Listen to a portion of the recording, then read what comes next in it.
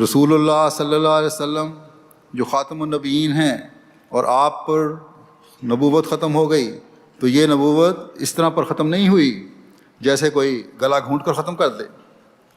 ایسا ختم قابل فخر نہیں ہوتا، بلکہ رسول اللہ صلی اللہ علیہ وسلم پر نبوت ختم ہونے سے یہ مراد ہے کہ طبعی طور پر آپ صلی اللہ علیہ وسلم پر کمالات نبوت ختم ہو گئے.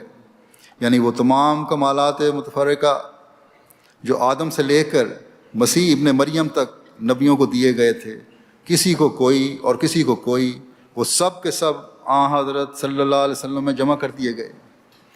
اور اس طرح پر تباً آپ خاتم النبیین ٹھہرے. اور ایسا ہی وہ جمیع تعلیمات، وصایا اور معارف جو مختلف کتابوں میں چلے آتے ہیں، وہ قرآن شریف پر آ کر ختم ہو گئے اور قرآن شریف خاتم الکتب ٹھہرا. یہ ہے وہ اعلیٰ عرفان خاتم النبیین کا اور قرآن کریم کا خاتم الکتب ہونے کا جو آپ نے ہمیں بیان فرمایا ہے.